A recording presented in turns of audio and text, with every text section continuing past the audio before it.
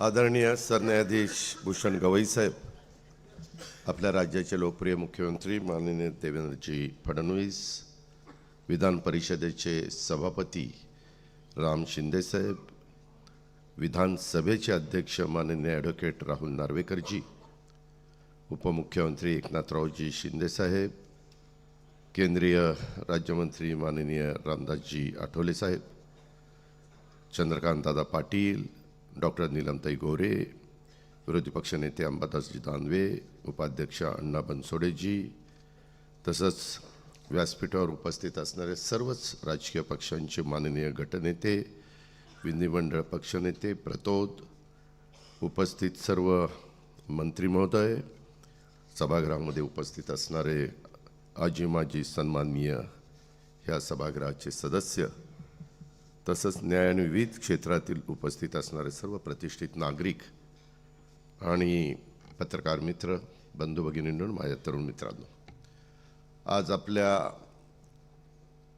या सेंट्रल हॉलमध्ये आत्तापर्यंत अनेकांचे सत्कार झालेले आहेत, परंतु काही असे सत्कार झालेले आहेत की त्याची इतिहासामध्ये नोंद होणार आहे आणि त्याच्यातला आज होणारा हा सत्कार आहे त्याची 100% इतिहासामध्ये नोंद, कारण देशाचे सन्माननीय 52वे सरन्यायाधीश आज आपल्याला भारतीय राज्य घटना विषयावर मार्गदर्शन करण्यासाठी आणि महाराष्ट्रातील विधिमंडळाच्या मध्यवर्ती सभागृहामध्ये ते उपस्थित आहेत. भारतासारख्या जगातल्या सर्वात मोठ्या लोकशाही देशाच्या सर्वोच्च न्यायालयाच्या सरन्यायाधीशपदी निवड झाल्याबद्दल सर्वात पहिल्यांदा मी राज्याच्या 13 कोटी जनतेच्या वतीनं आणि या सभागृहाच्या वतीनं सन्माननीय भूषण गवई साहेबांचं मनापासून अभिनंदन करतो. खरं तर आजचा या सत्कार समारंभाच्या भाषणाची सुरुवात माय लॉर्ड अशी करायला हवी होती, पण इथं एक गोष्ट मी प्रकर्षाने नमूद करू इच्छितो की आजच्या या सत्कार समारंभाला तशा बघितल्या तर 2 बाजू आहेत. एका बाजूला लोकशाहीच्या एका स्तंभाने आणि लोकशाहीच्या दुसऱ्या स्तंभाच्या सर्वोच्चपदी विराजमान झालेल्या व्यक्तीचा हा सत्कार आहे, तर दुसऱ्या बाजूला महाराष्ट्रातील तमाम जनतेने प्रतिनिधित्व करण्याची संधी दिलेल्या सभागृहातील आपल्या माणसांकडून कुटुंबातील आपल्याच एका माणसाचा आपलेपणाने कौतुकाने केलेला हा गौरव आहे. तेव्हा म्हटलं तर हा सोहळा शासकीय आहे, म्हटलं तर कौटुंबिक जिव्हाळ्याचा आहे. मुंबई उच्च न्यायालयाचे न्यायाधीश म्हणून आपली कारकीर्द अनेक दृष्टीनं महत्त्वाची ठरली आहे. सरन्यायाधीश म्हणूनही त्यांची आपली कारकीर्द त्यापेक्षाही यशस्वी आणि संस्मरणीय ठरावी यासाठी आमच्या सर्वांच्या वतीनं मनापासून शुभेच्छा आहेत.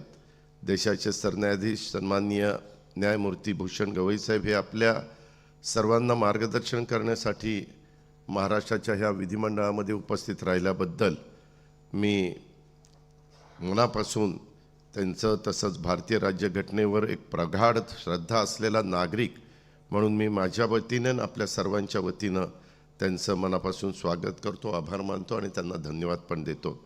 प्राथमिक शाळेतील मुलांना मातृभाषेत शिक्षण द्यावं की नाही, अन्य भाषेत याचे वाद आता सुरू आहेत, पण आपला काळ असा होता की तेव्हा मातृभाषेत शिक्षण घेण्याशिवाय पर्यायच नव्हता. त्यावेळेस प्राथमिक शाळा या जिल्हा परिषद किंवा नगर परिषदेच्या असायच्या आणि बऱ्याचदा तिथं बसायला बाक नसायचे, खाली जमिनीवर बसायला लागायचं. त्यामुळे साहजिकच शिक्षकांविषयी आदर असायचा व विचारांची उंची अधिक असायची. असा आदरणीय महोदय अमरावतीतल्या अशाच एका नगर परिषदेच्या शाळेमध्ये आपलं मराठीतून प्राथमिक शिक्षण झालं. त्यानंतर काही काळ मुंबईतही आपले शिक्षण झालं. ही संपूर्ण शैक्षणिक कारकीर्द आणि त्यानंतरची आपली वकिली क्षेत्रातील कारकीर्द ही नेहमीच यशस्वी व सर्वोच्च अशीच राहिलेली आहे.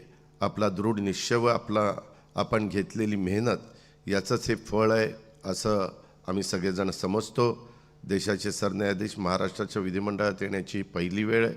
त्यांचं राज्याच्या विधिमंडळात येणं आणि राज्यघटनेचं महत्त्व, विविध पैलू आपल्याला समजावून सांगणं ही घटना विशेष अशी विधिमंडळातल्या इतिहासात सुवर्णाक्षरांनी लिहिली जाणारी आहे आणि लोकशाहीला देखील अधिक बळकट करणारी आहे.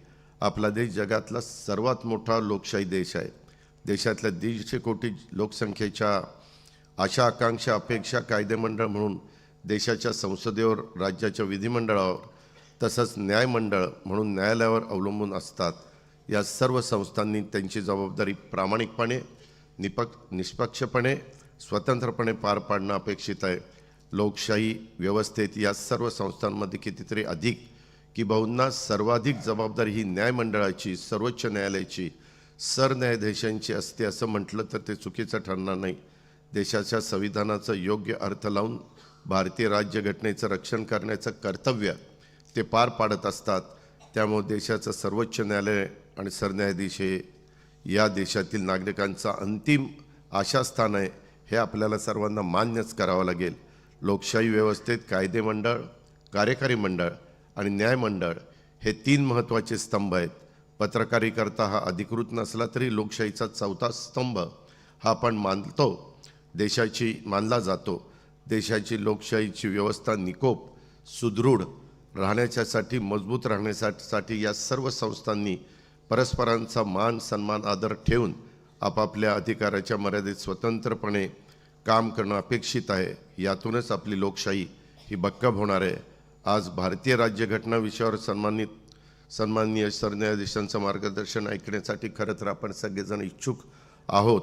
त्यामुळं मी अधिक बोलणार नाही, परंतु एवढंच सांगतो की भारतीय घटनेचे शिल्पकार डॉक्टर बाबासाहेब आंबेडकर विचारांशी पार्श्वभूमी असलेल्या कुटुंबातून आदरणीय सरन्यायाधीश येत असताना अमरावतीतल्या एका गल्लीतून सुरू झालेला त्यांचा प्रवास आता दिल्लीच्या सर्वोच्च न्यायालयाच्या सर्वोच्च स्थानापर्यंत पोहोचलेला आहे.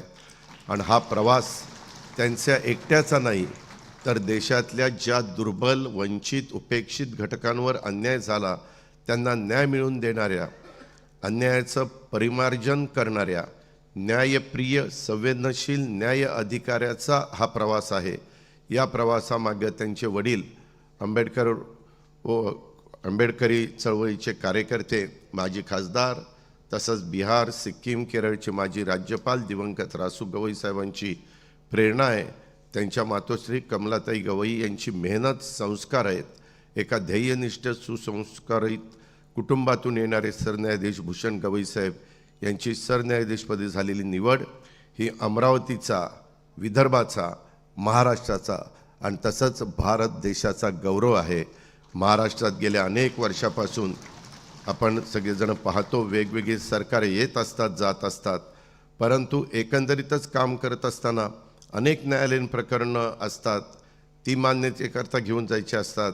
अशा वेळेस मला नेहमी मी पाहिलेलं आहे, लगेच कळायचं की एखादं प्रकरण आपल्या बेंचच्या समोर सुनावणीसाठी आहे. कारण ज्यावेळेस न्यायमूर्ती गवई साहेब म्हटले की वेळेत शासनाने उत्तर सादर केले नाही की आर्थिक दंड भरावा लागणार किंवा सचिवांना स्वतः न्यायालयामध्ये हजर राहावं लागणार, असा आपला आदरयुक्त दबदबा तेव्हा आम्ही सगळ्यांनी पाहिलेला आहे. मी आपल्या एका गोष्टीसाठी आभार मानीन. आघाडी युतीचे सरकार चालवताना अनेकदा घटनेनुसार काय योग्य आहे आणि काय निर्णय घ्यायला पाहिजे हे आम्हाला कळत असतं, पण समोरची व्यक्ती तसा निर्णय घेतला तर नाराज होण्याची भीती असते.